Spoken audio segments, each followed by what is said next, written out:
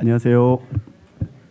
네, 5월이 들어섰습니다. 가정의 달이죠. 네, 어린이날이 있고 또 어버이날이 있고 부부의 날 혹시 있는 거 아세요? 예?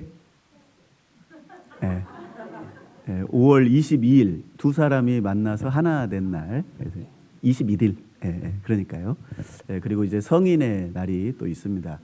이제 우리 신앙생활 가운데서 가정생활 또한 우리가 이제 놓치지 말아야 할 신앙의 아주 중요한 요소이기도 합니다. 그래서 평소에 돌아보지 못했던 가족들 또 친지들을 돌아보고 또 굳이 우리가 말씀을 전하는 것만이 그들의 영혼을 살리는 길이 아니라 자주 찾아뵙고 또 관계를 유지하는 것 또한 전도를 위한 좋은 모습이지 않을까 싶습니다. 그래서 이번 달은 또 가정의 날이 또 있더라고요. 5월 31일. 그래서 꼭 그날만 가정의 날로 정한 것이 아니라 평소에 우리가 가정의 소중함을 일깨우고 같이 돌아보는 계기가 됐으면 좋겠습니다. 함께 기도하시겠습니다. 우리를 사랑하시는 자비로우신 아버지 하나님 감사합니다. 소망 없이 죄악 가운데 살아가며 마음으로 하나님과 원수되었던 저희들을 먼저 사랑해 주시고 우리가 연약할 때 기약대로 그리스도께서 경건치 않은 자를 위하여 죽으심으로 그 흘리신 보혈로 하나님의 사랑을 확증하시고 또 원수되었던 우리의 관계를 그리스도로 말미암아 화목하게 하여 또 하나님을 아버지라 부를 수 있는 은혜를 베풀어 주신 것을 감사합니다. 영원토록 내 할 말 예수의 피밖에 없다라고 고백했던 어떤 시인의 고백처럼 주님 앞에 서는 그날까지 주님께 받은 그 사랑과 은혜가 우리의 마음을 감동하고 우리의 삶의 큰 동력이 되기를 간절히 바라고 원합니다. 오늘 주일을 맞이해서 또 성도들이 함께 모여 하나님 말씀을 상고하며 또 교제하는 시간입니다. 주님께서 지난 한 주간의 삶 가운데 또 세상 가운데 치열하게 신앙을 붙잡고 살아왔던 우리에게 하나님 말씀으로 위로해 주시고 또다시 세상 가운데 힘있게 용기 있게 살아갈 수 있도록 하나님께서 영의 양식으로 충전해 주시고 더욱더 그 말씀이 우리의 마음과 생각을 감동하여 삶이 변화될 수 있도록 성령께서 역사해 주시옵소서. 이 시간 해외에서 수고하시는 모든 선교사님들과 그의 가족들 또 일일이 기억해 주시고 그들에게 은혜와 긍휼과 평강을 더해 주시며 또 모쪼록 5월 22일 시작되는 까말릭 5차 선교 가운데서도 하나님 앞서 행해 주시고 이번 선교를 통해서도 귀한 열매를 맺을 수 있도록 더욱더 풍성한 능력으로 역사해 주시기를 부탁드립니다.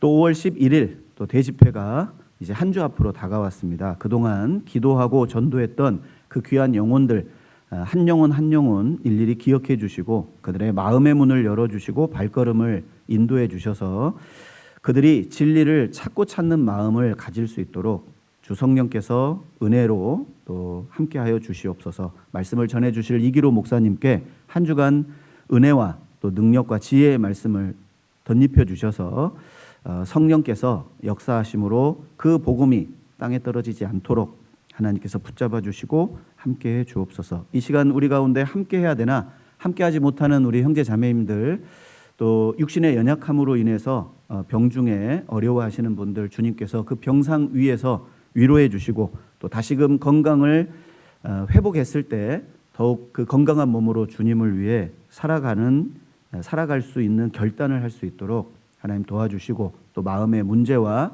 시험 가운데 방황하고 있는 우리 형제 자매님들 어느 곳에 있든지 주님의 은혜의 날개로 보호해 주시고 하루속히 연약한 무릎에 그리고 힘을 더해 주시고 어그러진 그 길에서 주님의 정로로 나올 수 있도록 붙잡아 주시옵소서. 말씀의 모든 시종을 온전히 주님께 부탁드리며 우리를 사랑하시는 예수님 이름으로 기도드렸습니다. 아멘. 성경 마태복음 2장을 찾겠습니다. 신약성경 마태복음 2장 1절입니다. 마태복음 2장 1절부터 12절까지 교독하도록 하겠습니다. 헤롯 왕 때에 예수께서 유대 베들레헴에서 나심에 동방으로부터 박사들이 예루살렘에 이르러 말하되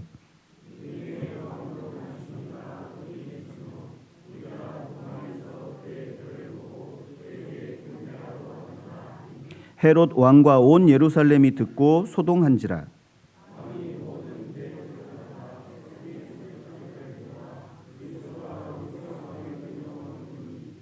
가로되 유대 베들레헴이오니 이는 선지자로 이렇게 기록된 바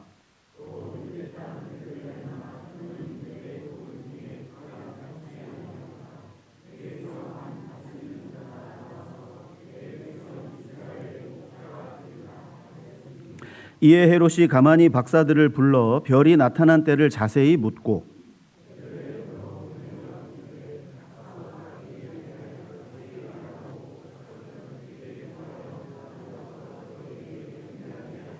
박사들이 왕의 말을 듣고 갈새 동방에서 보던 그 별이 문득 앞서 인도하여 가다가 아기 있는 곳 위에 머물러 섰는지라.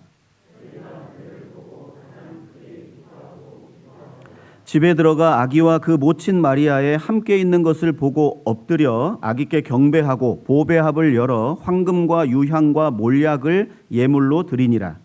꿈에 헤롯에게로 돌아가지 말라 지시하심을 받아 다른 길로 고국에 돌아가니라. 한 주간 평안하셨습니까? 네, 다시 인사드리겠습니다. 이제 지난주는 바자회로 인해서 잠시 샛길로 갔다가 이제 다시 본 길로 돌아왔습니다. 이제 마태복음을 계속 배우고 있습니다.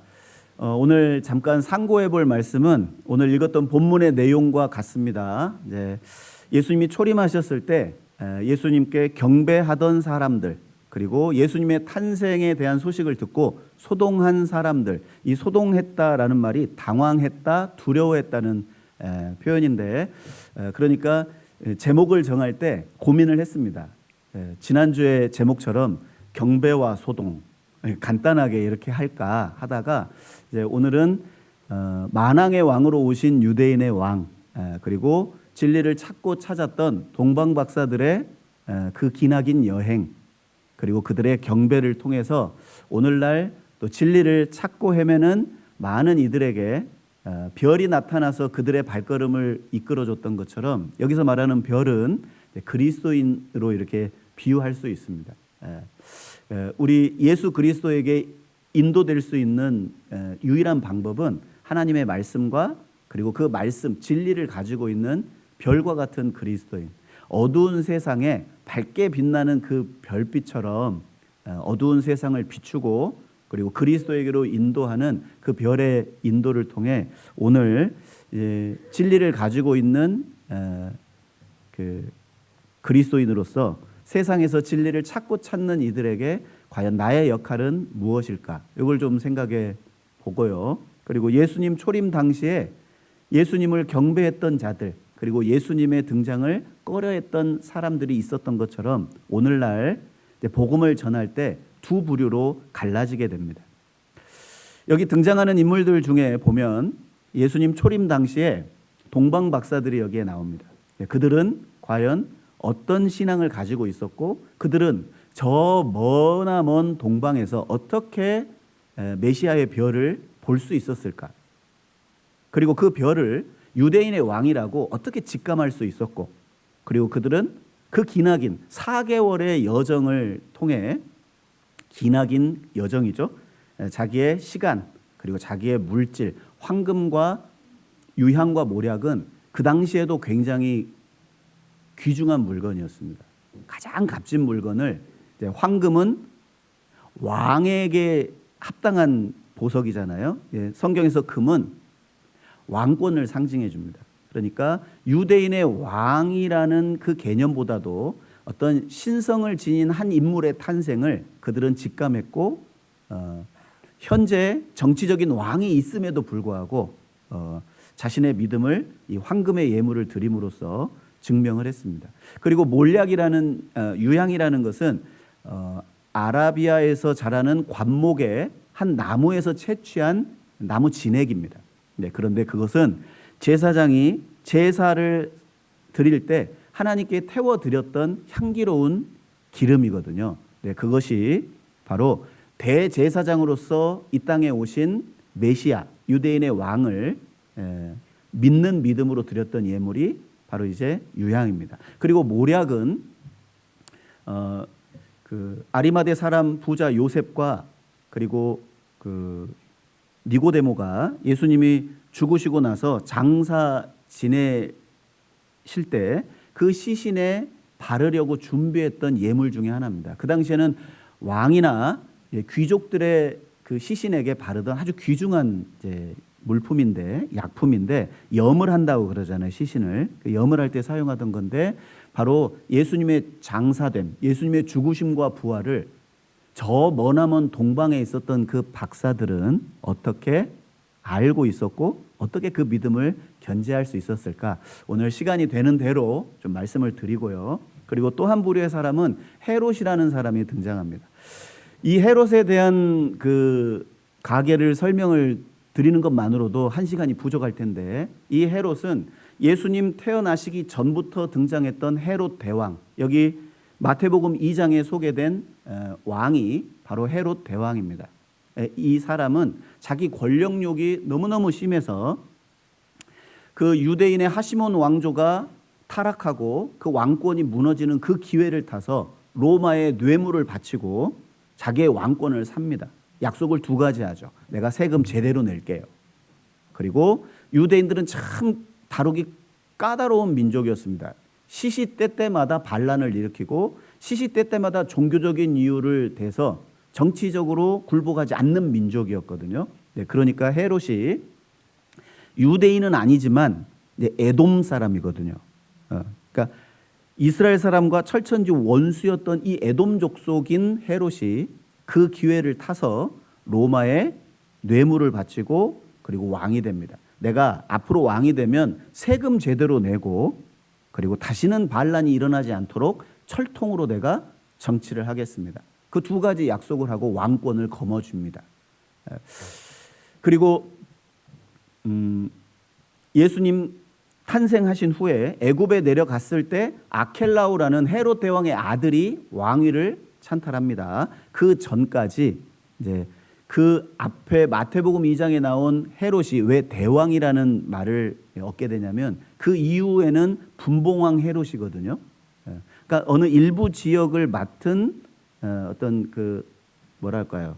그 총독의 개념이었다면 이 마태복음 2장에 나타난 이 헤롯 대왕은 유일하게 모든 전권을 가지고 있었던 왕이었기 때문에 대왕이라고 이름을 붙였습니다. 그는 엄청난 권력욕을 가지고 자기 아내들도 심지어 죽이고 자기 세 아들도 죽입니다. 그리고 유대인들이 반란을 일으켰을 때 이제 고대 역사를 살펴보니까 약 3,000명 내지 5,000명을 그냥 눈 하나 깜짝 안 하고 학살했던 왕이 헤롯입니다. 여기 뒤에 13절부터 23절까지 읽어보시면 이제 예수님이 탄생하셨다는 소식을 듣고 이제 동방 박사들이 이제 헤롯에게 가지 않고 자기 이제 별의 인도를 받아서 자기 고향으로 돌아갔잖아요. 그리고 나서 베들레헴 인근에 있는 2살 아래의 유아들을 영아들을 학살하는 사건이 나옵니다. 그 사건을 통해서 헤롯도 이 아이가 보통 아기가 아니었다는 걸 알았던 것 같아요. 그리고 결국에 그 잔인한 학살을 자행했던 사람이 헤롯입니다. 헤롯은 어떤 사람의 대표냐면 자기 인생을 자기가 왕처럼 살고자 하는 사람의 대표입니다. 그러니까 우리 시대도 복음을 전해줍니다. 그런데 이 성경의 진리가 사실이 아니어서 못 믿는 게 아니라 다 받아들이고 납득해요. 이해는 하지만 사실 내 마음대로 살고 싶은 거거든요. 그것이 가장 강하기 때문에 예수님을 배척을 해버립니다. 그리고 결국에 자기의 이익을 위해, 자기의 유익을 위해 그 어떤 일도 행할 수 있는 존재가 바로 인간이다라는 사실을 헤롯이 우리에게 이제 보여줍니다. 그리고 온 예루살렘이 소동했다고 나오잖아요. 온 예루살렘 사람들은 그 헤롯이 임금으로 있는데 유대인의 왕이 탄생했다는 동방 박사들의 말에 긴장을 합니다. 야, 저 사람 자기의 권력을 위해서는 자기 자식, 자기 아내, 자기 친족들을 물어나고 다 죽이는 사람인데 큰일 났다. 이 나라가 정치가 더 혼란스러워지고 더 어지러워지겠구나. 그들은 헤롯의 눈치를 보고 그들이 그동안 기다려왔던 메시아가 탄생했다는 걸 듣고도 즐거워하지 않았습니다. 경배하려 하지 않고 그냥 소동했다고 돼 있어요. 그러니까 우리 시대에도 복음을 다 듣고 나서도 저는 가정의 화평을 위해서 신앙생활을 못 하겠습니다. 저는 사람들의 눈치가 보여서 그리고 세상의 눈치가 보여서 저는 신앙을 저버리거나 저 혼자 조용히 다니거나 그렇게 할게요. 이렇게 말씀하시는 분들도 계십니다. 사실 온 예루살렘의 사람들은 예수님이 임금이 되는 걸 거절한 사람, 즉 헤롯과 거의 비슷한 부류의 사람이라고 할 수 있습니다. 그리고 또 한 부류의 사람들은 대제사장과 서기관들이 나옵니다. 대제사장들과 서기관들은 이제 뒤에 제가 말씀을 드리겠지만 그들은 종신직입니다. 한 번 안수를 받으면 한 번 제사장은 영원히 죽을 때까지 제사장이고 특히 서기관들은 율법 학자들이에요. 그러니까 어릴 때부터 율법에 탁월한 재능이 보이면 딱 눈 찍어 놨다가 그 아이를 집중적으로 교육시킵니다. 그리고 유대 율법 학자로 만들어요. 율법 학자가 나오면 가문의 영광입니다. 우리 집안에서 서기관이 나왔다 그러면 가문의 영광이에요. 그리고 이스라엘의 정치적이고 종교적인 특권을 다 거머쥔 사람들이 대제사장들과 서기관들입니다. 이들은 헤롯이 불러서 물었을 때 정답은 알고 있었어요. 예, 유대 베들레헴에서 하나님의 아들이 태어납니다. 유대인의 왕은 미가서 5장 2절에 예언된 대로 베들레헴 에브라다에서 태어납니다. 알고는 있었어요. 한번 생각해 보시죠. 헤롯이 그렇게 잔인한 왕이라는 걸 알았을까요? 몰랐을까요? 그 종교인들이 헤롯이 잔인한 사람이라는 걸 알았을까요? 몰랐을까요? 누구나 다 알고 있던 시대예요. 그 왕이 그 물었던 의도를 알았을까요? 몰랐을까요? 저는 알았을 거라고 봅니다. 그 권력욕이 강한 헤롯이 야, 유대인의 왕이 어디서 나겠냐 이렇게 물어본 의도를 몰랐겠습니까? 그런데 그들은 무심했습니다. 왜요? 자기 일이 아니었거든요. 그냥 본인이 아는 지식을 반복해서 이야기했을 뿐이에요. 앵무새처럼 아무 생각이 없습니다. 오히려 헤롯을 미워해야 하고 유대인의 왕의 탄생을 반겨야 하고 마땅히 가서 경배해야 될 그 종교인들이 아주 무심하고 무관심하게 유대 베들레헴에서 탄생합니다. 결국 헤롯이 베들레헴 인근에 있는 2살 아래의 아이들을 다 학살해 버립니다. 여기서 저는 그 생각을 합니다. 우리가 가지고 있는 진리, 우리가 가지고 있는 이 지식으로 하나님께도 유익하게 하지 못하고 사람들에게도 유익하지 못하게 하고 자기에게도 유익하게 하지 못하는 이들이 있을 수 있다. 우리 시대 거짓 종교인들입니다. 저는 바깥에 세상에 다른 교리를 전하거나 기독교 내에도 잘못된 교리를 전하는 수많은 사람들도 있습니다만은 저는 범위를 좀 좁혀보고 싶어요. 좁혀서 내가 진리를 가지고 있다고 생각하는 사람들 중에도 그럴 수 있다. 내가 가지고 있는 이 지식이 하나님께 유익이 되지 못하고 나에게도 유익이 되지 못하고 다른 이들에게도 유익되지 못하다면 내가 바로 대제사장과 서기관과 같은 사람일 거예요. 우리가 가진 진리로 하나님을 영화롭게 하고 그리고 내 자신의 성화를 위해 부던 나 자신과 싸우고 그리고 그 말씀을 전해서 누군가의 영혼을 건지는 일을 할 수 있음에도 불구하고 그것을 현실에 타협하고 현실주의에 빠져서 물질을 추구하고 세상을 추구하고 그리고 쾌락을 명예를 추구하는 그 삶을 살고 있는 성도, 맛을 잃은 소금, 빛을 잃은 세상의 별. 혹시 내가 그 모습이라면 오늘 말씀을 통해서 내 자신의 신앙을 되돌아보고 다시금 주님 초림하실 때 등장했던 사람들의 면면을 보면 여러분 주님 재림하실 때 사람들의 면면을 예측해 볼 수 있습니다. 과연 나는 예수 그리스도를 왕으로 경배하고 살았는가? 여러분 우리에게 황금이 필요한 게 아닙니다. 여러분 동방 박사들은 황금을 준비해 왔잖아요. 그것은 우리에게 황금을 준비하라는 게 아니에요. 한 돈에 얼마요? 억수로 비싸답니다. 지금 정확한 가격을 잘 모르겠습니다. 황금을 바치라는 게 아닙니다. 황금을 바쳤다는 것은 바로 내 삶 속에서 그 예수님을 나는 임금으로 경배하고 살았는가. 다시 오실 그 예수님 앞에 내가 평생을 당신 백성으로 살았고 당신을 왕으로 경배하고 살았습니다 라고 고백할 수 있는 사람이 바로 우리 시대 동방 박사들이 아닐까 싶습니다. 그리고 대제사장인 예수님 앞에 나의 연약함을 고백하고 그리고 나의 몸을 예물로 삼아 주님께 드리는 제사의 삶을 살았는가? 주님은 우리에게 물어보실 거예요. 평가하실 겁니다. 그리고 그 몰약을 항상 기억하고 주님께서 나를 위해서 내어주신 자신의 몸, 희생, 그리고 그 사랑, 그 은혜, 그것을 항상 마음에 간직하고 살았는지를 주님은 물어보실 거예요. 그래서 오늘은 이 세 가지 예물이 뭐냐, 의미가 뭐냐, 이것보다는 두 가지로 정리해서 좀 말씀을 드릴게요.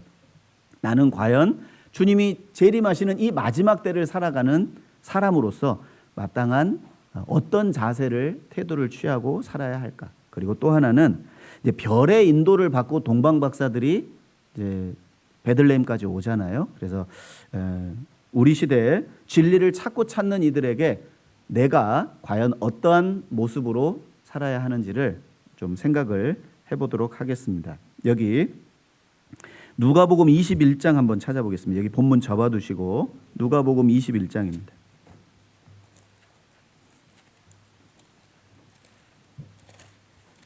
누가복음 21장 34절입니다. 34절.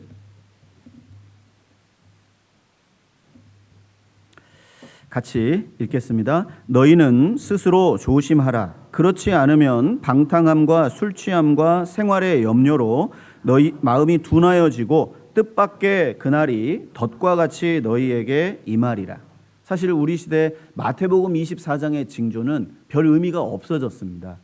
왜냐하면 그 징조는 다 이루어졌거든요.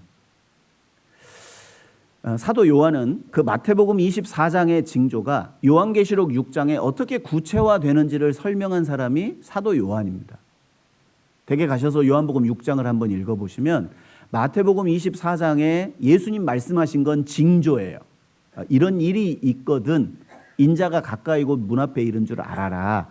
그 징조를 설명해 준 것이 마태복음 24장이고 요한계시록 6장은 실제로 그 징조가 이 땅에 완성이 되고 성취되는 장면을 설명한 것이 계시록 6장이에요. 그러니까 마태복음 24장과 요한계시록 6장은 서로 연결되어 있습니다. 징조냐 성취냐. 그래서 한번 댁에 가셔서 한번 보시면 되겠고요. 과연 나는 제대로 정상적인 믿음으로 살고 있는가? 나는 주님의 재림을 바라보며 소망하고 있는가? 나는 주님 다시 오시는 그날 드릴 예물을 준비했는가? 그래서 왕의 왕께 영광을 이라는 CCM의 제목을 따서 왕의 왕께 경배를 이렇게 오늘 제목을 정해봤습니다. 그래서 교독으로 읽었던 본문 안에 경배라는 말이 의도적으로 3번 반복이 되어 있습니다.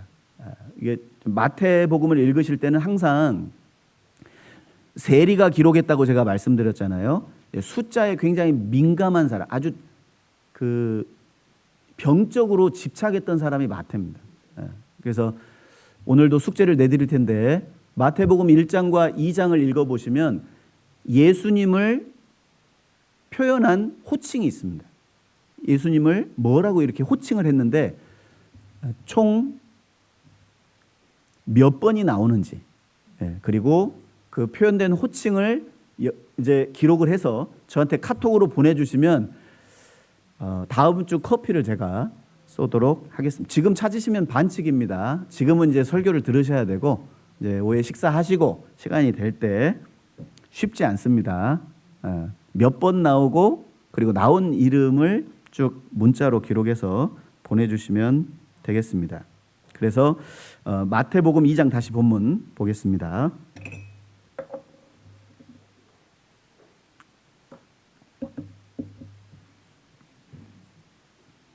자, 마태는 마태복음 2장에 자신이 이 복음서를 기록한 목적을 함축적으로 담아놨습니다.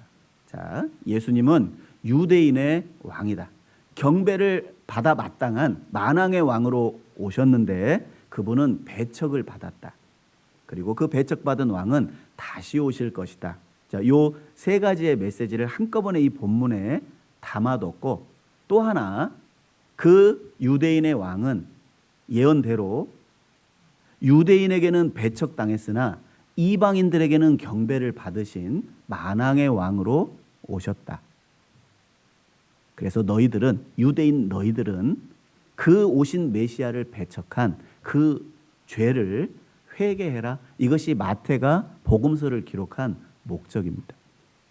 제가 마태복음을 쭉 읽어보면 구약 성경을 인용한 구절들이 굉장히 한 52번 정도, 구체적으로 한 52번 정도 나오는데 그 내용이 구약에 있는 내용을 그대로 인용해서 기록한 예가 거의 없습니다.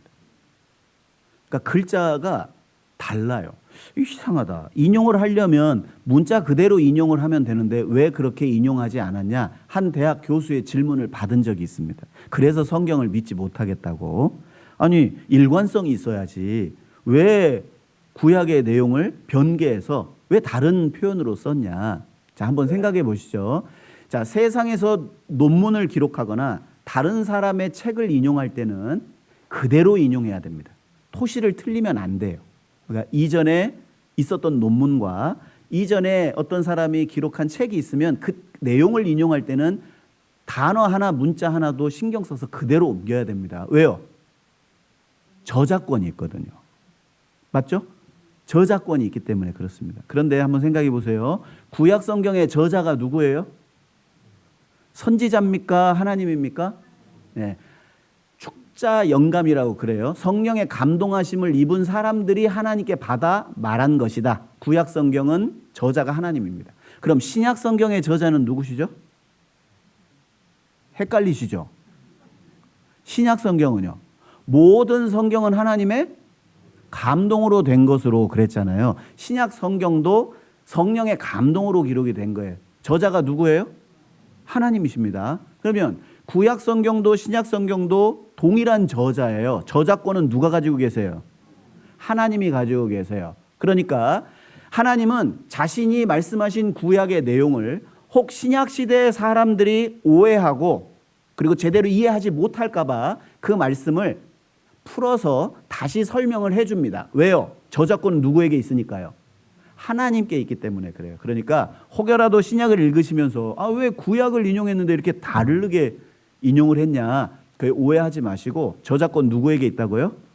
하나님께 있습니다. 그래서 마태복음 5장에 보면 나는 너희에게 이르노니, 자, 구약에 살인치 말라 하였다는 것을 너희가 들었으나 나는 너희에게 이르노니, 최종적인 계시가 누구예요? 바로 예수 그리스도께서 그 법을 제정하신 분이고 그 법을 설명해 주시는 내용이 마태복음 5장에 나와 있는 거예요. 이해가 되시죠?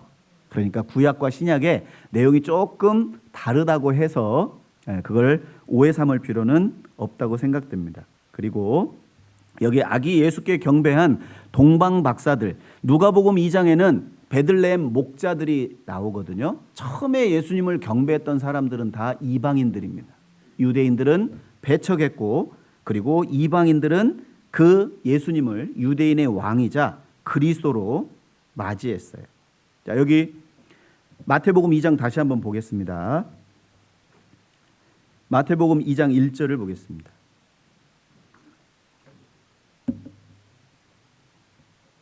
2장 1절.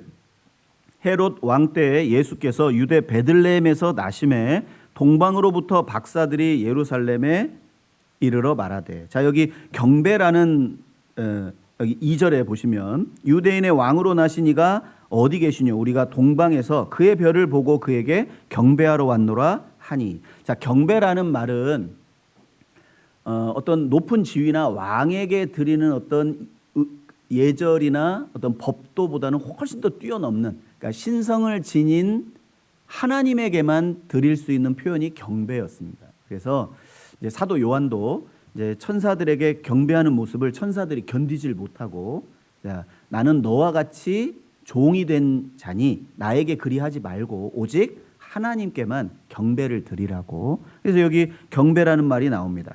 8절 끝부분에도 경배라는 말이 나오고 11절 후반부에도 경배라는 말이 나옵니다. 여기 경배는 누구에게만 드려요?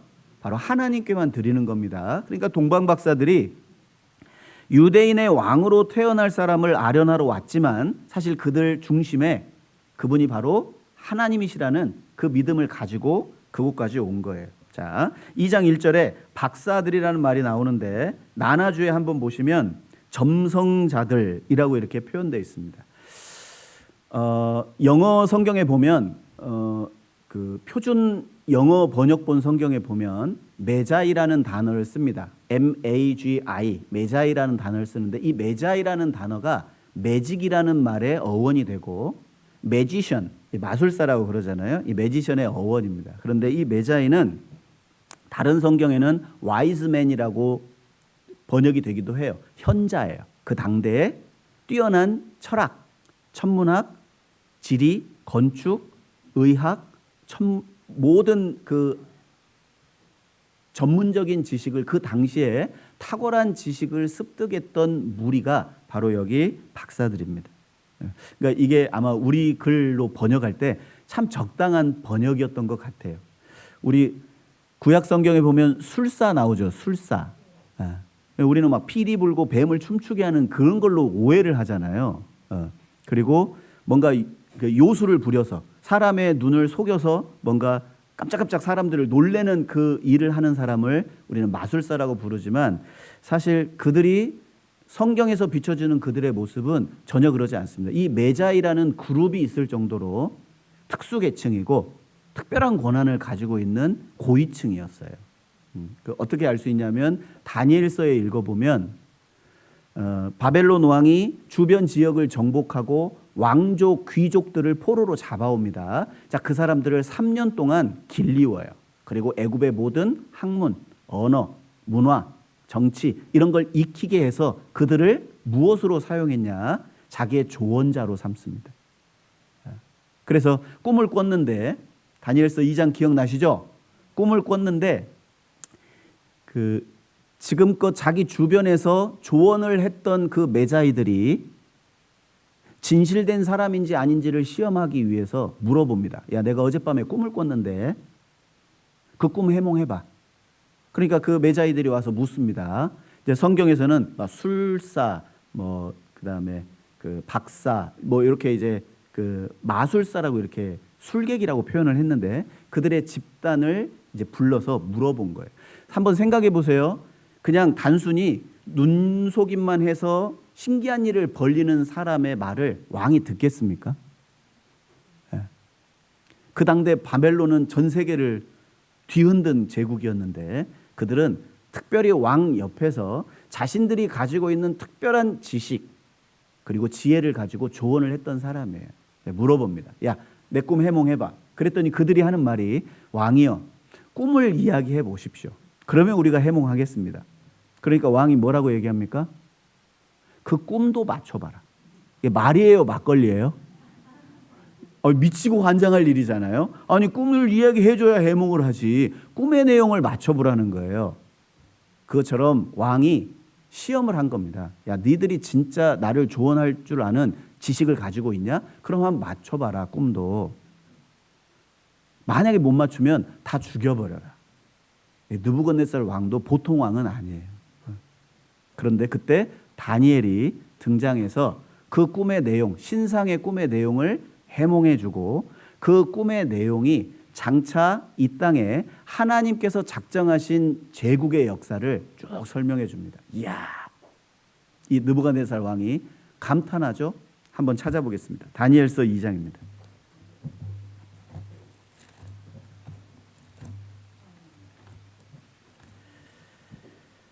다니엘서 2장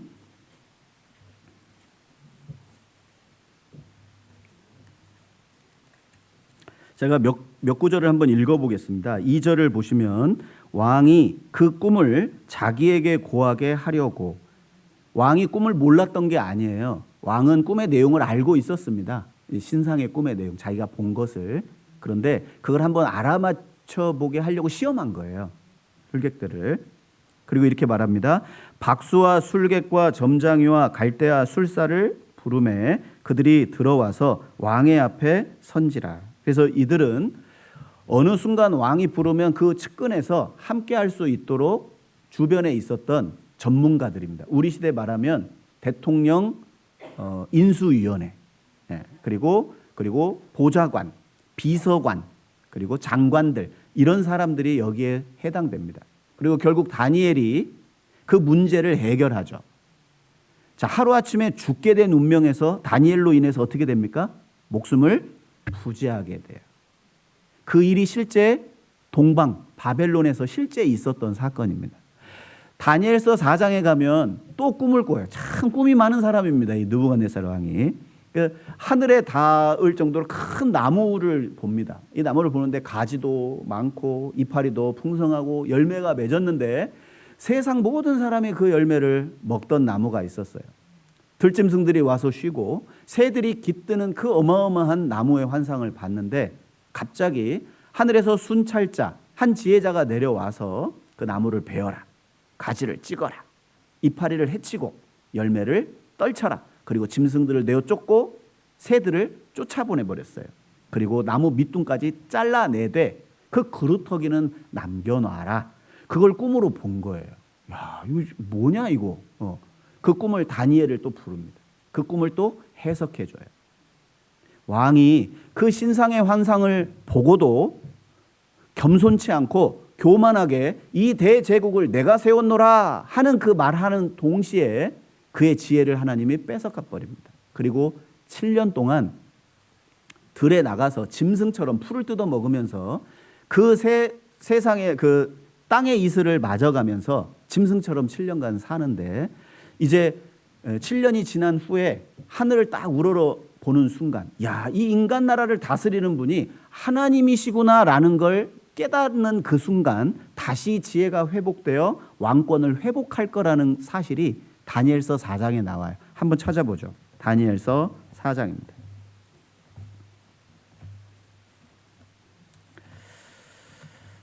다니엘 4장 1절 보겠습니다. 다니엘 4장 1절. 그 과정을 다 겪고 나서 결론적으로 느부갓네살이 이렇게 말합니다. 느부갓네살 왕은 천하에 거하는 백성들과 나라들과 각 방언하는 자에게 조서하노라. 원하노니 너희에게 많은 평강이 있을지어다. 2절은 같이 읽겠습니다. 지극히 높으신 하나님이 내게 행하신 이적과 기사를 내가 알게 하기를 즐겨 하노라. 그렇게 괴팍했던 왕이 누구를 찬양합니까? 여호와 하나님을 찬양하는 거예요. 그리고 쭉 넘겨서 그가 깨닫게 된 사실을 이렇게 말합니다. 여기에 보면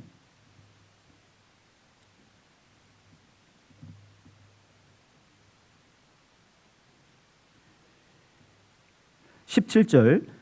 이는 순찰자들의 명령대로요 거룩한 자들의 말대로니 곧 인생으로 지극히 높으신 자가 인간 나라를 다스리시며 자기의 뜻대로 그것을 누구에게든지 주시며 또 지극히 천한 자로 그 위에 세우시는 줄을 알게 하려 함이니라 하였느니라. 26절. 또 그들이 그 나무 뿌리에 그루터기를 남겨두라 하였은즉 하나님이 다스리시는 줄을 왕이 깨달은 후에야 왕의 나라가 견고하리이다. 여러분, 동방의 모든 박사들이 그 광경을 목격한 거예요. 어느 날 왕이, 그렇게 만국의 권력을 가지고 있었던 왕이 짐승처럼 되는 장면도 보고, 그리고 7년이 지나니까 다시금 지혜가 회복이 되고 왕권을 회복한 모습도 보고, 그리고 그가 전 국토, 자기가 다스리는 전 나라에 조서를 내려서 하나님을 찬양하는 내용. 여러분, 바벨론은 쉬운 나라가 아닙니다.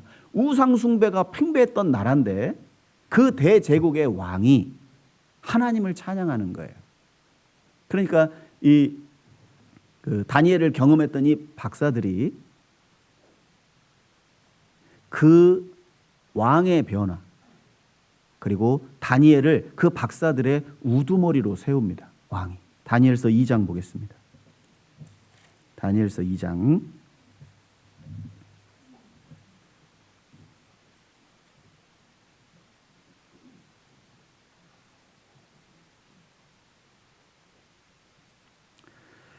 48절입니다.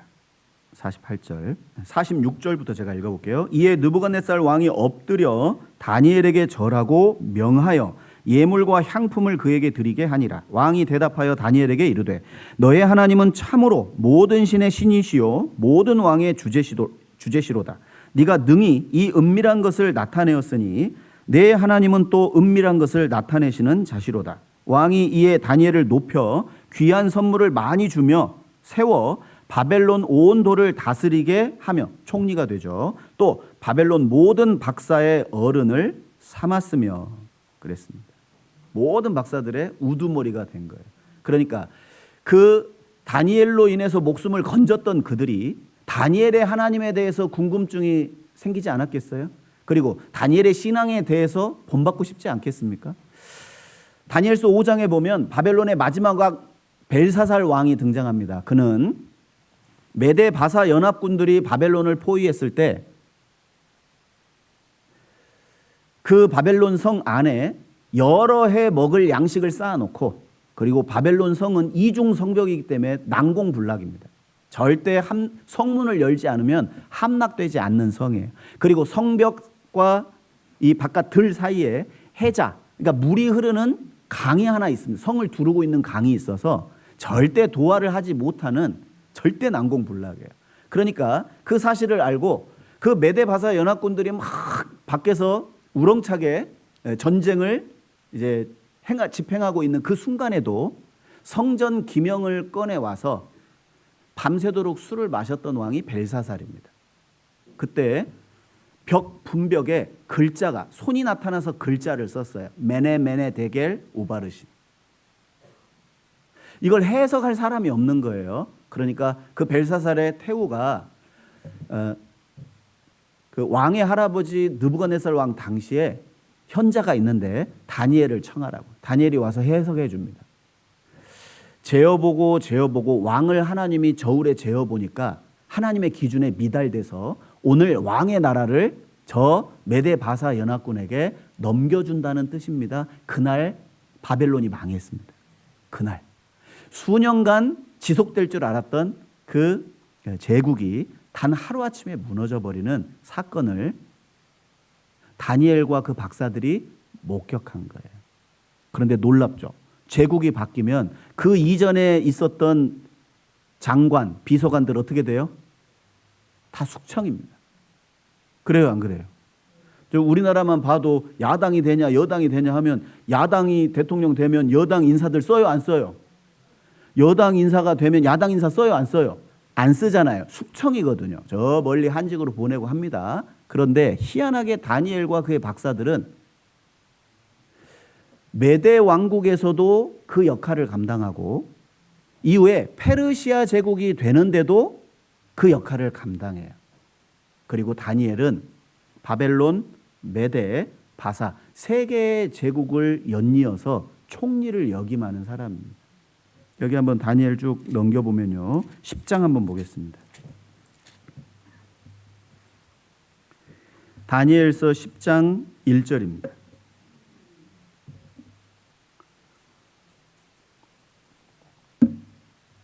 바사왕 고레스 3년에 한 일이 벨드사살이라 이름한 다니엘에게 나타났는데, 자, 고레스 3년이면 바벨론이 망하고 페르시아가 집권한 후에 고레스 칙령을 발표하죠. 자, 여기서 이제 성경에 익숙하신 분은 무슨 의미인지 이해하시고 성경에 익숙하지 않은 분들은 잠이 오실 거예요. 당연한 겁니다. 뭐 어쩔 수 없는 거고요. 자, 그 고레스의 칙령이 발표되는데 이제 포로로 끌려온 유대인들은 누구나 원하면 다 그 땅으로 옛 땅으로 돌아가라는 칙령을 누가 발표하냐면 고레스가 발표해요. 그런데 다니엘이 자신이 함께하던 그 사람들에게 예언하기를, 바벨론에 있는 유대인에게 그 예언하기를, 앞으로 너희들 이 땅에서의 삶은 70년 될 것이다. 70년이 차면 그 땅으로 돌아갈 거다. 무엇을 근거로 했냐? 바로 예레미야 25장에 그 70년 포로 기간이 끝나면 그 땅으로 돌아올 거라는 걸 예레미야가 예언했거든요. 다니엘은 그 예레미야의 영향을 받고 동일하게 70년 귀환을 예언했던 거예요. 그런데 그대로 되는 거예요.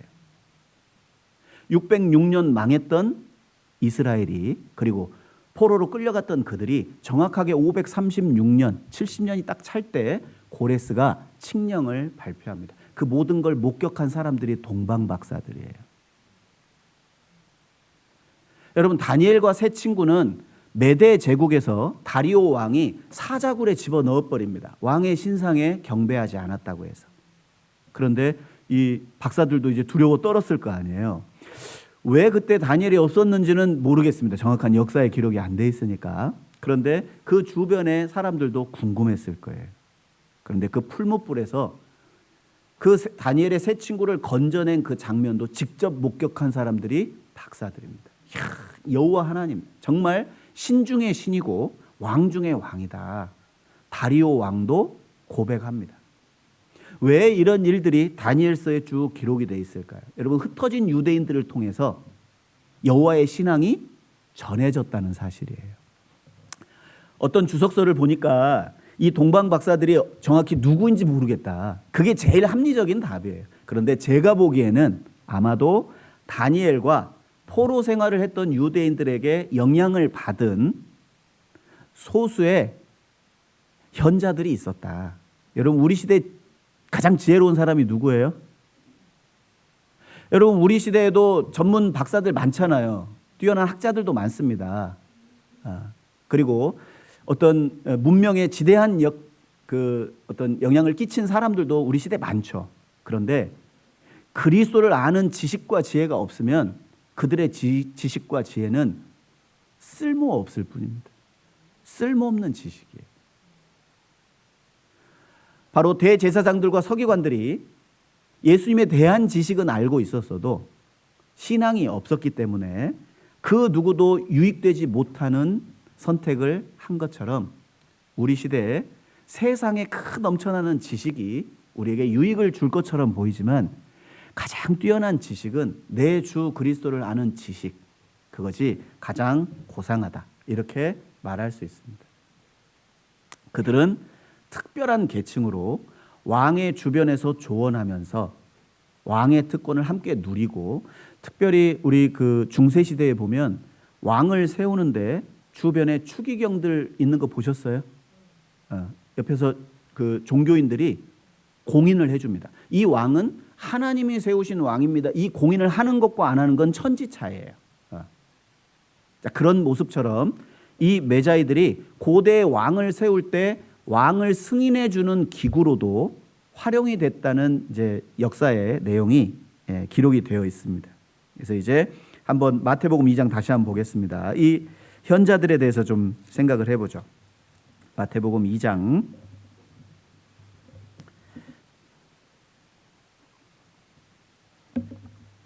자, 그들은 특별한 계층을 이루고 특수한 권한을 가지고 있었던 사람입니다. 그리고 두 번째, 구원을 경험한 사람들이었어요. 그들의 후손입니다. 그 어려운 상황 속에서 목숨을 건졌고, 또 70년 짧은 기간 동안 유대인들이 민족적으로 바벨론에 거하고 살았지만 그들 민족을 통해 나타난 기적들은 쉽게 이해될 수 없는 상황들을 목격을 하게 된 거예요. 그래서 나중에 그 파르티안이라는 그 동방의 사람들이 종교를 만드는데 그걸 조로아스터교라고 하거든요. 나중에 종교를 통합하지만 그럼에도 불구하고 유대인의 왕 메시아를 기다리는 소수의 신앙인들이 있었던 것으로 보입니다. 그리고 그들을 통해서 이제 갑자기 어느 날 천문을 이제 별을 감지하던 천문학자들이 예전에는 목격하지 못했던 찬란하게 빛나는 별을 하나 본 거예요. 이야, 직감적으로 알았습니다. 우리 조상들이, 그리고 다니엘이 그토록 예언했던 다니엘 70일에, 여기까지 이야기하면 머리 터지는데요. 다니엘서 9장에 이제 이 땅에 구원자로 오실 메시아가 언제 탄생할 건지의 시점을 말해줍니다. 이게 이제 다니엘의 70일인데, 일해라는 말은 7이라는 뜻이잖아요. 그래서 샤보임이라는 히브리어를 쓰는데 이게 7일을 뜻할 수도 있고 7개월을 뜻할 수도 있고 7년을 의미할 수도 있어요. 그런데 이제 다니엘이 이렇게 예언합니다. 야, 예루살렘 성을 중건하라는 명령이 떨어지고 나서 69일에가 지나면 이 땅에 구원자가 탄생할 것이다. 그리스도가 탄생할 거고, 그 사람은 아브라함과 다윗의 자손이고, 온 세상, 정치적으로 혼란한 이 세상의 모든 걸 평정하고 진정한 평강, 진정한 구속을 이룰 왕이다. 이건 한번 찾아봐야 되겠습니다. 한 주 더 하죠 뭐. 다니엘서 9장 한번 보겠습니다. 이럴 때 아니면 이거 보기 참 어렵거든요. 다니엘서 9장 한번 보겠습니다.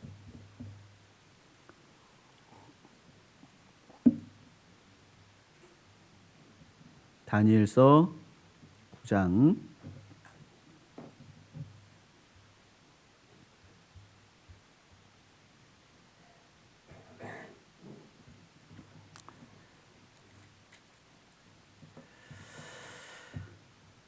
24절부터 제가 읽겠습니다. 내 백성과 너의 거룩한 성을 위하여 70일에, 그러니까 77에 49, 490년을 지금 말합니다. 70일에로 기한을 정하였나니 허물이 마치며 죄가 끝나며 죄악이 영원히 속하게 되며 영원한 의가 드러나며 이상과 예언, 구약의 모든 이상과 예언이 응하며 성취되며 또 지극히 거룩한 자가 기름 부음을 받으리라. 그러므로 너는 깨달아 알지니라. 예루살렘을 중건하라는 영이 날 때부터 기름 부음을 받은 자, 즉 메시아 그리스도 곧 왕이 일어나기까지 7일에 49년이죠. 49년이 지나고 62일에가 지날 것이요 그때 곤란한 동안에 성이 중건되어 거리와 해자가 이룰 것이며 62일의 후에 약 한 432년 후에 기름 부음을 받은 자가 끊어져 없어질 것이며 예수 그리스도의 죽음을 말합니다. 장차 한 왕이 이제는 이제 적그리스도에 대한 내용이 그 뒤에 이제 설명이 돼요. 그러니까 생각해 보면 하나님께서 작정하신 구속의 역사가 70일에면 맞춰지는데 지금까지 69일회가 지났어요. 그걸 시간적으로 계산해 보면 예수님이 세례 요한에게 침례를 받는 그 시점이 약 AD 27년 내지 AD 28년입니다. 그리고 3년 반 공생애 하시고 십자가에 달려 돌아가시잖아요. 그러면 나머지 7년은 언제냐? 그게 감춰져 있어요. 그 7년이 어디에서 나타날까요? 예수님 재림하시면 7년 환란이 시작됩니다. 그 7년이 지금 아직 남아있는 거예요. 69일회가 지났습니다. 그러니까 다니엘의 이 예언을 알고 있었던 사람들은 정확한 연도는 모르지만 약 480년 정도 지나면 예수 그리스도가 이 땅에 온다. 483년이 지나면 그리스도가 이 땅에 오고 그가 십자가에 달려 죽는다는 사실을 그들은 어느 정도 어렴풋하게 알고 있었던 거예요. 그래서 그 별이 나타났을 때 그들은 직감했습니다. 야, 우리 조상들이 전해준 그 메시아, 그 유대인의 왕이 나타났다. 그리고 그 사절단을 결성해서요 찾아온 거예요. 자, 동방 박사들이 총 몇 명 왔을까요? 선착순. 동방 박사들 몇 명 왔습니까? 자, 다시 한번 보겠습니다. 마태복음 2장입니다.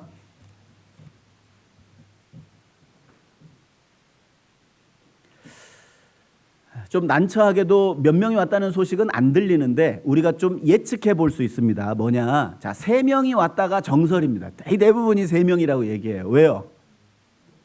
예물이 3개잖아요. 황금과 요향과 몰약. 그러니까 3사람이라고 하고 아이들 크리스마스에 연극하면 꼭 3명이에요. 꼬부라진 지팡이 들고 이렇게 우리가 먼 곳에서 왔어 이러면서 이제 대화를 이어가잖아요.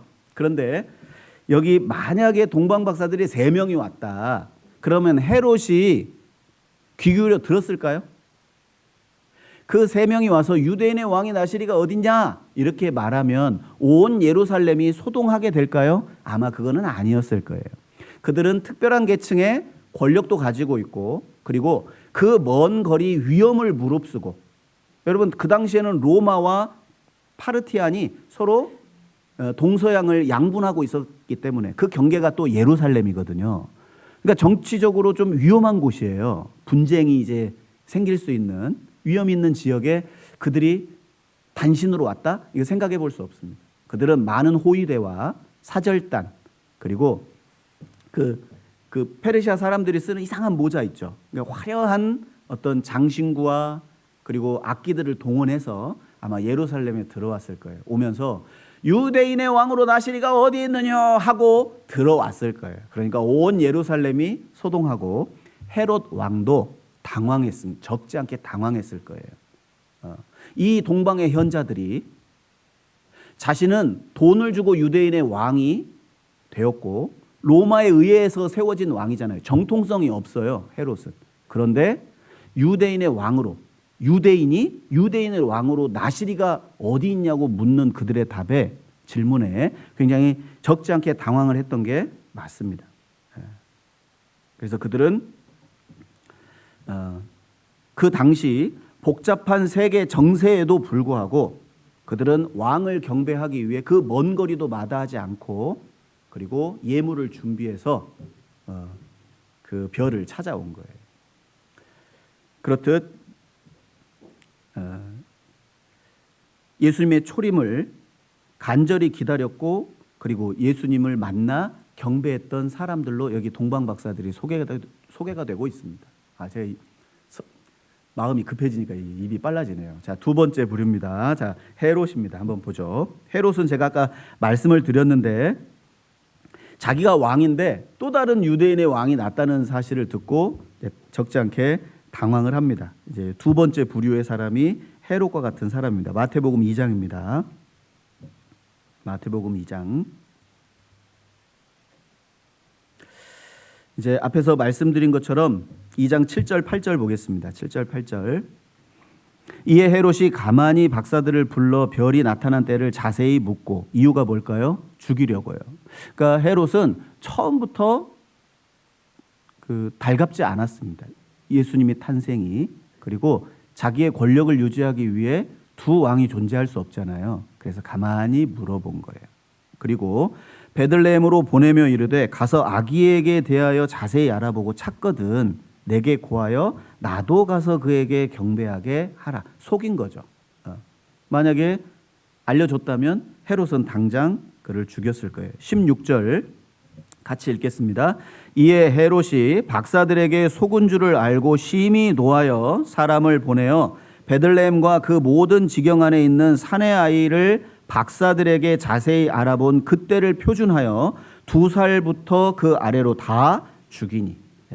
결국 헤롯은 예수님이 임금이 되는 걸 거절하던 원수, 그가 받을 심판은 뭐 다시 말을 하지 않아도 이제 정확하게 알게 되겠죠. 그리고 2장 1절 2절 유대인의 왕으로 나시니가 어디 계시뇨? 우리가 동방에서 그의 별을 보고 그에게 경배하러 왔노라 하니 헤롯 왕과 온 예루살렘이 듣고 소동한지라 그랬습니다.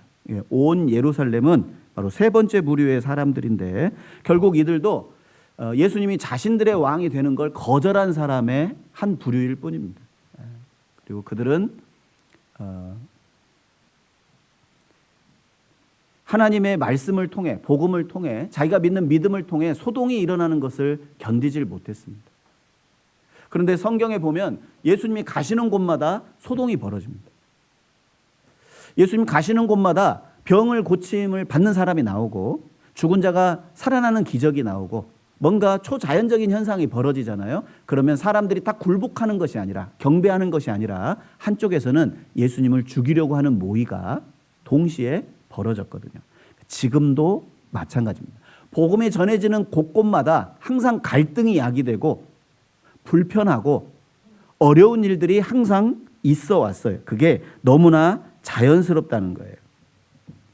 여러분, 우리 삶 속에 예수님이 없을 때 살기 너무 좋았습니다. 가정에서도 화평했고 친구들 사이에서도 굉장히 좋은 친구였고 사이가 아주 좋았어요. 그들과 언제 깨질지 모르는 거짓 평화 속에서 생을 살아왔던 겁니다. 그런데 주님이 내 마음속에 들어오고 복음이 들어오는 그 순간 모든 것이 다 와르르 무너져 버려요. 둘 중에 하나를 우리는 선택해야 됩니다. 바로 예수님을 왕으로 섬겨 배척을 받든지 아니면 예수님을 배척하고 세상의 화평 가운데 살든지. 여러분, 둘 중에 하나예요. 중간은 없습니다. 우리는 이 땅에서는 부자처럼 살고 저 세상에 갈 때는 나사로처럼 가기를 원하지만 그런 삶은 없습니다. 내가 만약에 이 복음을 받아들이면 세상 사람들과 화평이 깨진다? 이건 본능적으로 우리에게 성령께서 가르쳐 주십니다. 예수 믿는 건 좋은데 집안의 화평을 위해서 안 되겠다. 그런 분들 참 많이 만나보거든요. 복음을 전하는 건 잠깐 보류하고 나 혼자 조용히 다녀야겠다. 현실과 타협하는 분들도 있습니다. 여러분, 복음이 전해진 그 한 사람을 통해서 그 집안이 불화가 생기는 건 정상이에요. 그래서 마태복음 10장에 그 시아버지가 며느리, 시어미와 며느리, 아버지와 아들, 형제, 자매 서로 불화하게 하려 함이라. 사람의 원수가 자기 집안 식구리라. 여러분, 예수님을 십자가에 못 박은 세상에서 나를 환영해 줄 거라고 착각하면 안 됩니다. 그건 내가 지금 잘못 살고 있는 거예요. 세상 사람들에게 막 인정받아. 야, 교회 다니려면 너처럼 다녀야 돼. 너처럼 한 잔씩 하고 다녀야 되고, 야, 꼭 주일이라고 교회 가야만 하냐. 일이 바쁘면 쉴 수도 있지. 그래, 너 참 합리적이다. 너처럼 믿어야 돼. 참 좋아 보이시죠? 인정받으니까요. 그런데 사람의 인정보다는 나를 통해서 집안에 소동이 일어나고 직장에 소동이 일어나고 내 주변 친구들 가운데서 소동이 일어나는 건 지극히 당연하고 자연스럽다는 거예요. 베드로전서 한번 보겠습니다. 베드로전서 4장 4절입니다.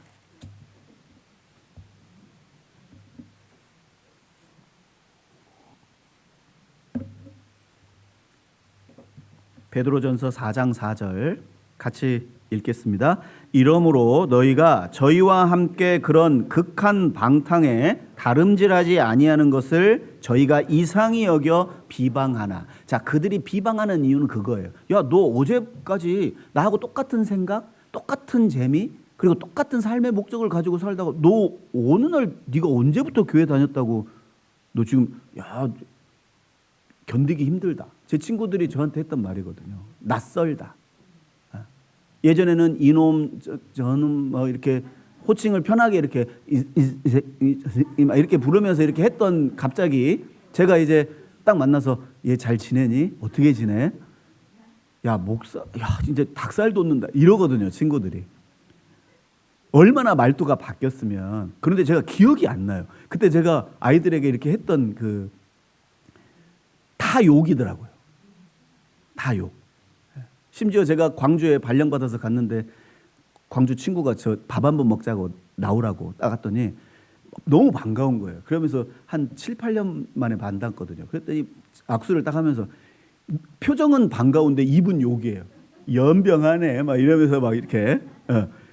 저기 광주에서는 욕이 아닙니다. 그게. 그러니까 반가울 때도 연병하네. 기쁠 때도 연병하네. 기분 좋을 때도 연병하네. 다 그냥 연병하네로 다 표현되거든요. 이거 유튜브에 올리면 안 되겠는데요, 이게.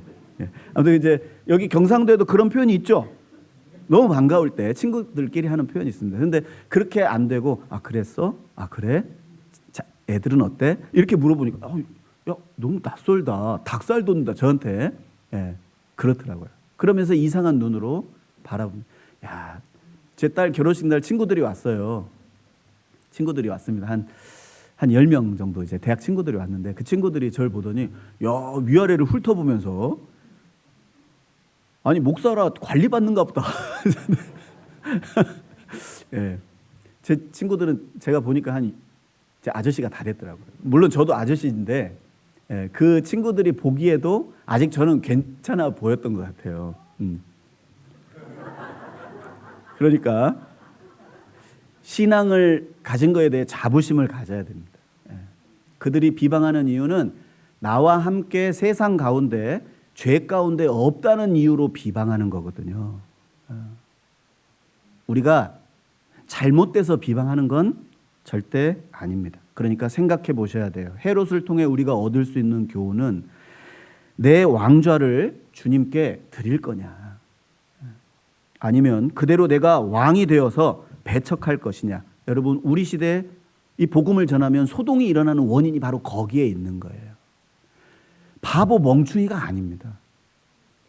그러니까 그런 오해하시면 안 돼요. 복음을 전하면서 이게 안 믿어지냐고 막 IQ가 너 몇 짜리냐, 그게 아니에요. 그건 영적인 문제고, 이 머리가 좋고 나쁘고의 문제가 아닙니다. 내 인생의 왕좌를, 그 보좌를 주님께 내드릴 거냐, 아니면 내가 붙잡고 살 것이냐.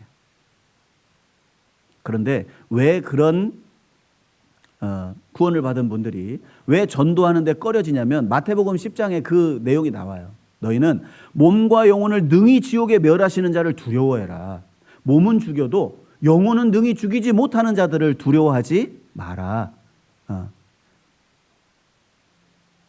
하늘에 나는 새도 하나님이 명하지 않으면 참새 한 마리도 떨어지지 않는다.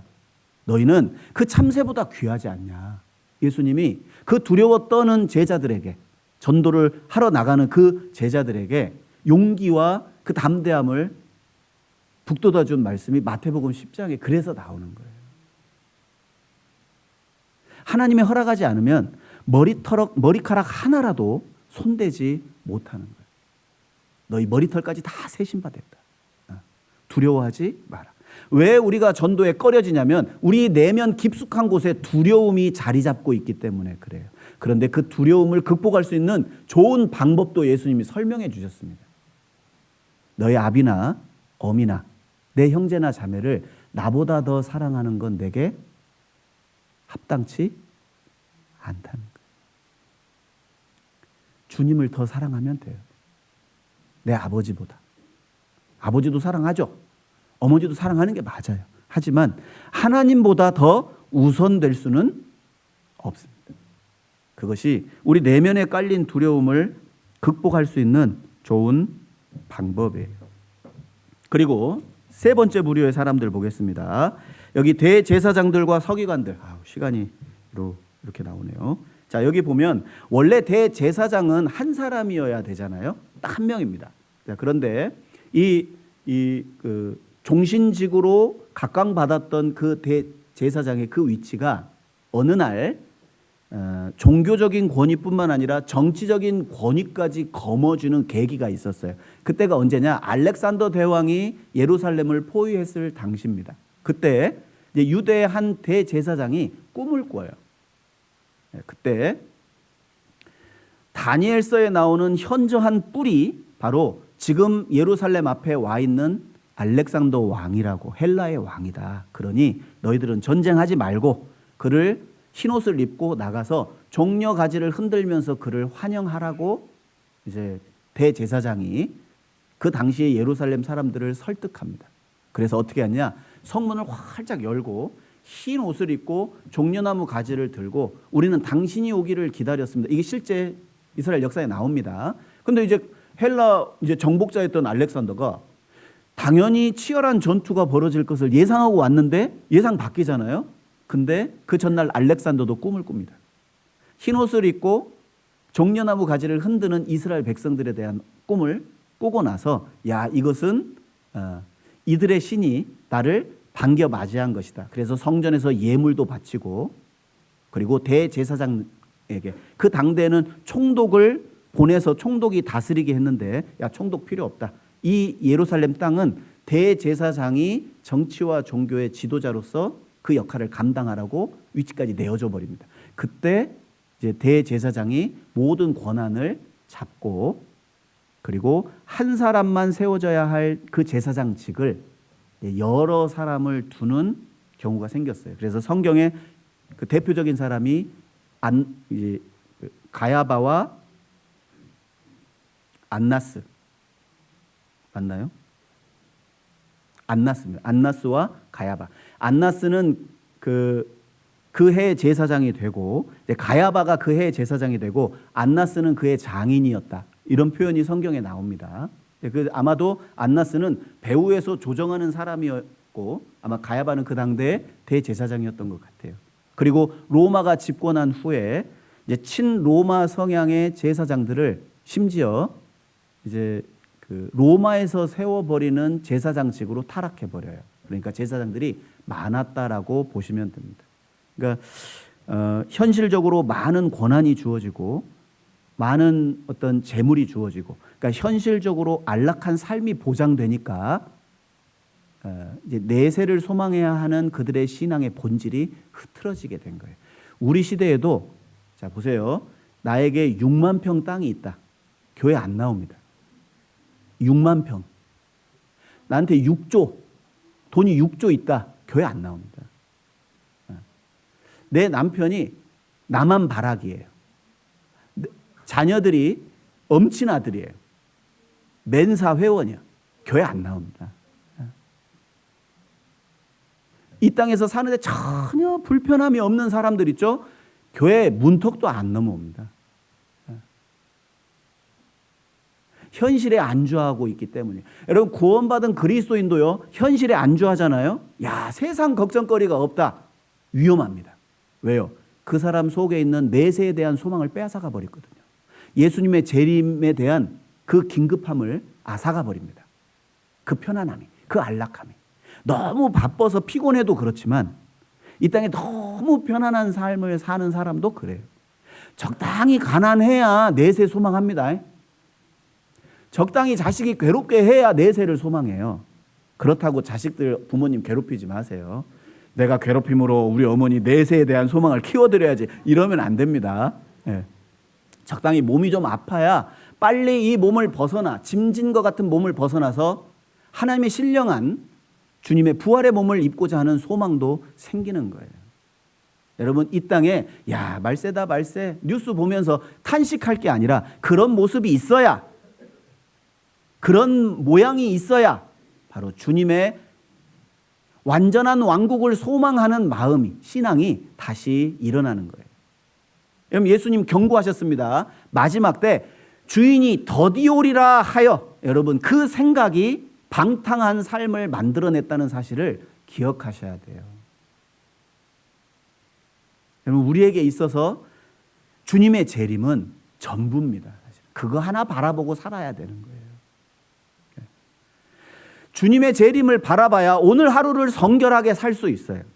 어제까지의 죄를 돌이킬 수 있어요.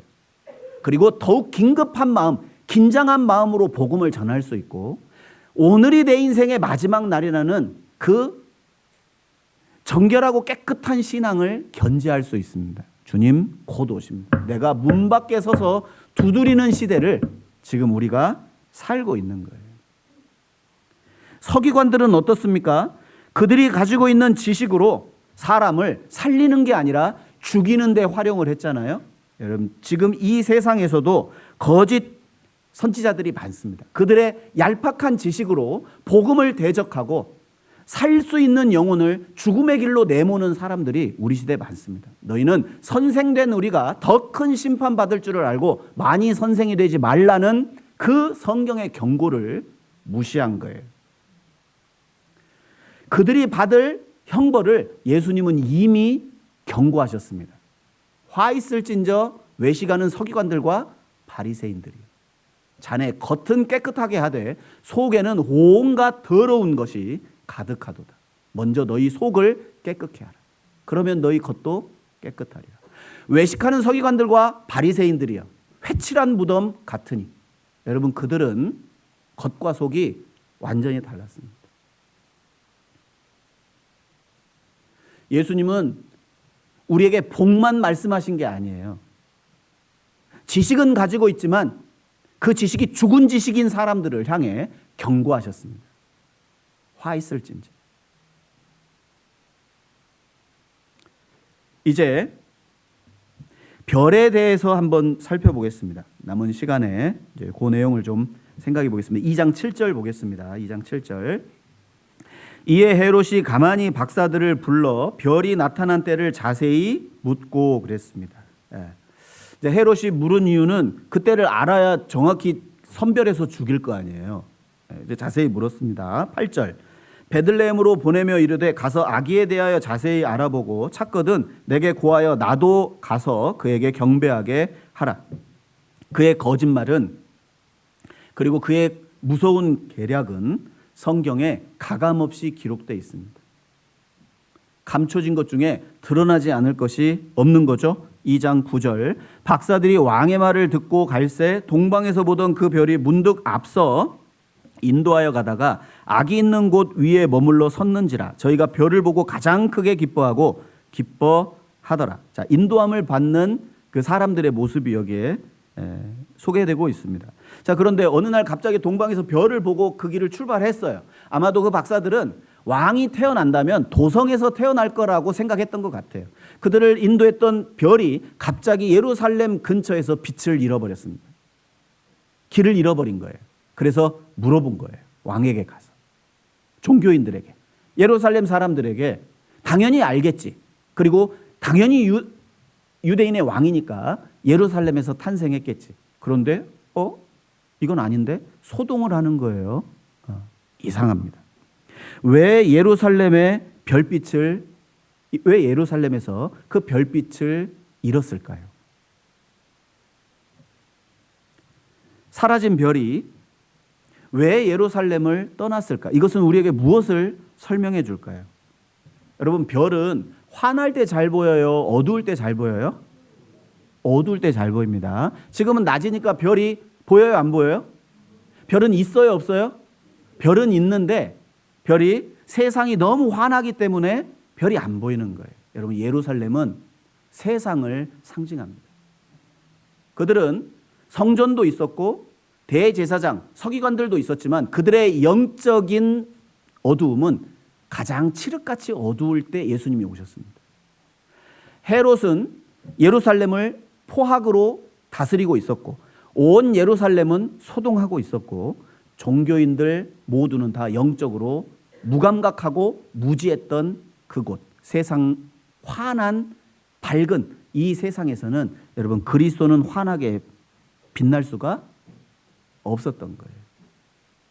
여러분, 이 성경에서 별을 태양을 예수님으로 비유하고 빛을 예수님으로 비유합니다.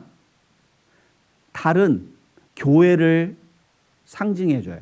그러니까 달에는 빛이 없잖아요. 태양에서 빛을 받아서 어두운 이 세상을 비춰주는, 어두운 밤을 비춰주는 반사체예요, 달은. 그래서 다윗이 말합니다. 궁창에 떠 있는 증인 달은 바로 하나님이 살아계시고 그리스도가 계시다는 걸 증명하는 우리 시대 교회의 모형이 바로 달입니다. 그럼 별이 뭐냐? 별은 일꾼들로 표현하고, 다니엘서에 보면 지혜로운 자는 궁창의 별과 같이 많은 사람을 옳은 대로 돌아오게 하는 자는 궁창의 별과 같이 영원토록 비춘다고 했잖아요. 성경에서 별은 진리를 가지고 있는 거듭난 그리스도인을 모형적으로 설명해 주고 있어요. 그러면 여기 이 별을 성도로 한번 비유해서 한번 생각해 보겠습니다. 그러면 세상에는 진리를 찾던 소수의 사람들이 있었어요. 동방박사들처럼. 우리 시대에 참 복음 전하기 어려운 시대를 우리가 지금 살고 있는 건 사실입니다. 왜냐하면 사람들이 관심이 없어요. 그리고 자신이 임금이에요. 그리고 소동이 일어나는 걸 싫어해요. 그냥 자기가 편하면 그냥 편리한 대로 살고자 하는 시대를 우리가 지금 살고 있습니다. 하지만 진리를 찾는 소수의 사람이 있다는 것도 사실입니다. 자, 그들에게 필요한 건 바로 길을 잃지 않은 별 하나가 필요해요.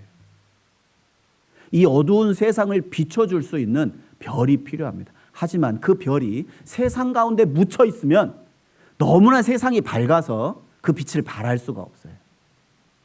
왜 나를 통해서 복음이 전해지지 않냐면 말씀이 없어서가 아니에요. 여러분, 동방박사들도 예루살렘으로 가서 서기관들이 하는 말을 들었잖아요. 말씀이 필요해요. 그리스도에게 인도되려면. 또 하나 필요한 건 별입니다. 여러분, 별이 없으면 아무리 말씀을 가지고 있어도 그리스도에게로 인도할 수가 없습니다.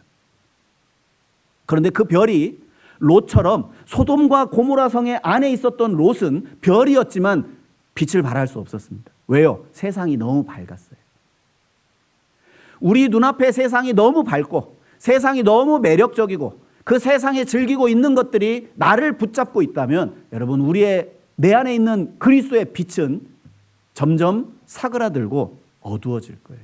그 빛을 발하는 방법은 세상과 구별되어야 됩니다.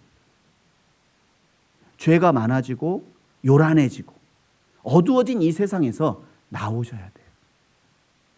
그것이 시작입니다. 하나님, 나를 정결케 해주세요. 하나님, 내 죄를 없애주세요. 그 기도가 먼저가 아니라 내가 그 세상에서 구별되는 게 먼저입니다. 그리고 주님의 빛이 가득한 교회 가운데 임할 때 다시금 그 주님께로 오는 빛을, 내 안의 빛을 다시 세상 가운데 비출 수 있는 사람이 될 거예요. 내가 세상에 밝아서는, 그리고 내가 밝은 세상에 있어서는 절대 내 안에 있는 빛을 비출 수가 없습니다. 마태복음 5장 기억하시죠? 13절 14절 너희는 세상의 빛이라고 했습니다. 여러분, 예수님은 그 설명에, 그 말씀에 설명을 덧붙여 주셨어요. 그 빛을 평상 아래 두어서는 안 된다. 내 육신에 안락함에 묻어둬서는 안 된다. 말 아래 두지 않는다. 이 말은 곡식을 떠서 파는 돼 아시죠? 그 말과 돼, 그 말입니다. 용기죠? 그 말을 덮어둬서는 안 된다. 먹고 사는 문제 때문에 그 빛을 가려서는 절대 안 된다. 속에 두지 않는다. 지하실입니다. 그 어두컴컴한 나 혼자 아는 은밀한 죄 가운데 그 빛을 감춰놓고 있으면 그 빛은 더 이상 발할 수가 없습니다.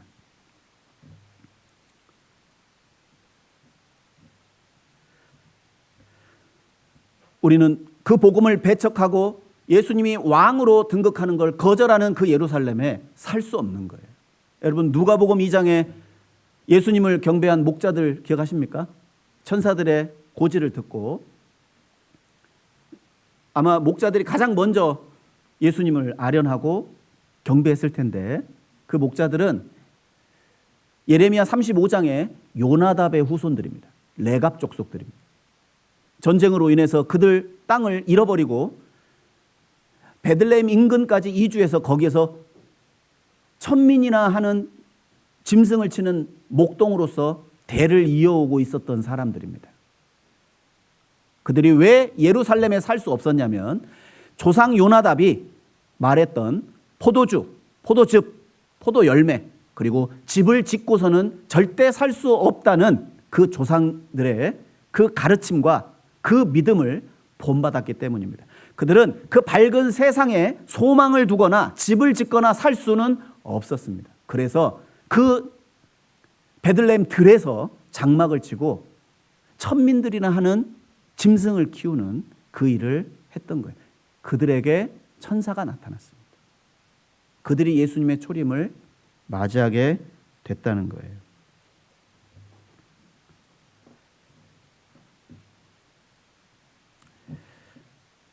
예루살렘에서는 세상에서는 그 어떤 사람도 그리스도께 인도할 수 없습니다. 왜요? 빛을 잃은 별이거든요. 별의 존재 목적은 세상 사람들에게 어두운 세상을 비춰서 그리스도에게로 인도하는 그것이 우리가 사는 목적이자 사명입니다. 그리고 앞서 말씀드린 것처럼 하나님을 예수님께 인도하는 방법은 두 가지라고 말씀드렸죠. 말씀과 별이었습니다. 성경의 말씀과 그리고 그 성경의 진리를 붙잡고 있는 그리고 성경대로 살아가고자 하는 참된 그리스도인이 있을 때 여러분 진리를 찾고 찾는 그 사람들이 나타날 겁니다. 동방 박사들은 사라져버린 별이 나타났을 때 언제예요? 예루살렘을 벗어날 때입니다. 예루살렘을 벗어났더니 별이 다시 나타났어요.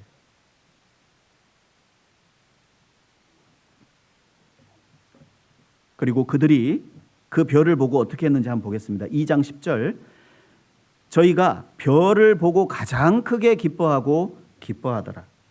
여러분 하나님 말씀 진리를 가지고 있고 그 진리대로 살고자 하는 참된 그리스도인을 볼 때 여러분 진리를 찾고 찾는 사람에게 진정한 기쁨을 주게 돼 있습니다.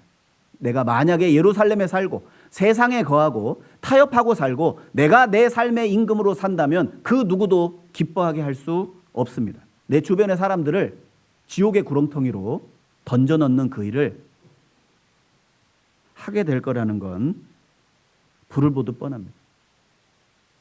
이사야 52장에 이렇게 말씀하십니다. 좋은 소식을 가져오며 평화를 공포하며 복된 좋은 소식을 가져오며 구원을 공포하며 시온을 향하여 이르기를 내 하나님이 통치하신다 하는 자의 산을 넘는 발이 어찌 그리 아름다운고. 여러분 복음은 산을 넘으면서 전해져야 됩니다. 내 앞에 있는 장애물들, 어려움들 이게 있다고 포기해서는 안 되고 그 산을 넘어서 전해야만 하는 거예요. 우리의 복음은 이 자리에 앉아서 기다리는 복음이 아니라 기다리는 전도가 아니라 찾아가는 전도입니다. 어려움을 극복하는 전도고 그리고 난관을 헤쳐나가면서 문제를 해결하면서 전해야 하는 전도가 우리가 주님께 받은 전도입니다.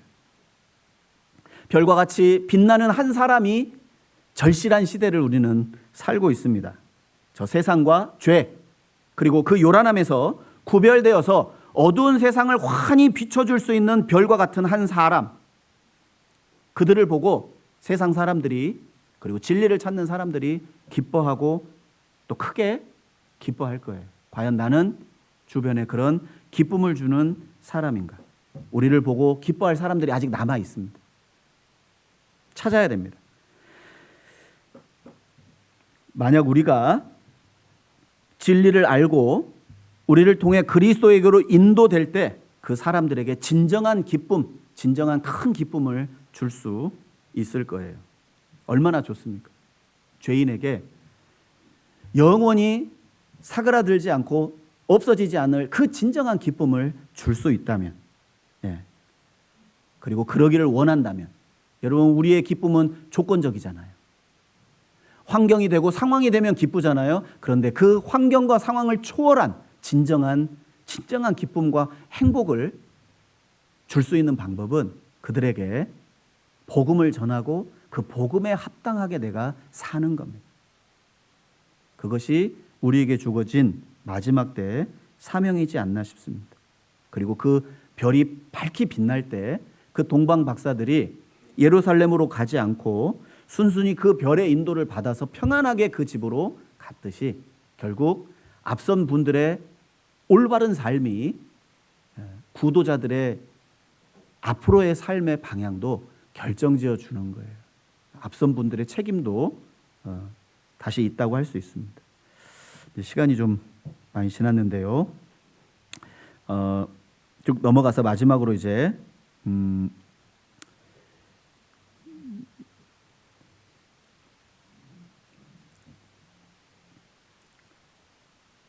이제 대집회가 한 2주 앞으로 다가왔습니다. 진리를 찾고자 하는 영혼을 선별하는 작업은 복음을 전해보면 압니다.